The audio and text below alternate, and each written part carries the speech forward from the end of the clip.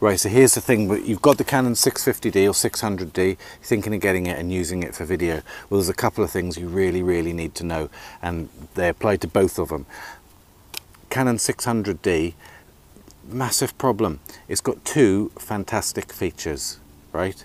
If you're filming things a long way away, if you're filming wildlife, anything like that, when it comes to video, this has got two amazing features. That's the good news. Bad news is you can't use them together.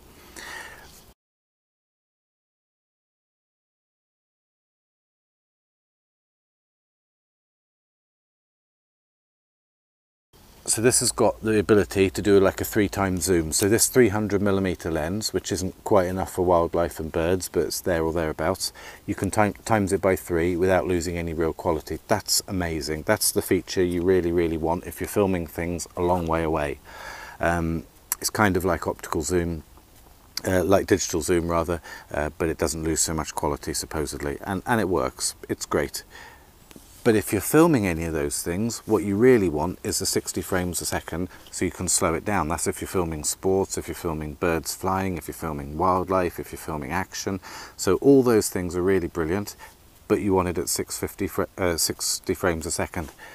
This has got both of those features, but you can't use them together. You have to choose between one or the other.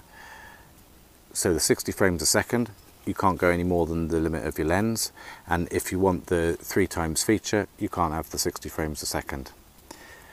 So then there's the 650D, which gets around one of the biggest problems with doing video for this, for most normal people who don't go on and on about manual focus and how easy it is and how great it is, and you know how everyone should be using manual focus. The 650D adds autofocus.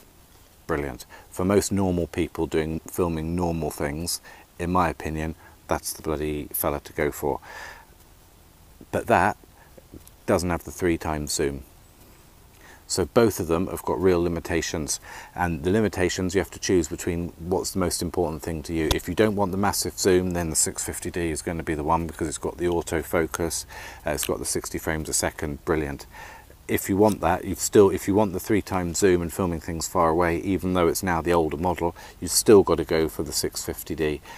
And I'll explain in another very short little video how to get around some of the problems and how to get the most out of this for video, because it is a fantastic video tool, don't get me wrong. I'm not saying it can't make great video, it can, but it's got some real big limitations that you need to think about before you choose which one you buy.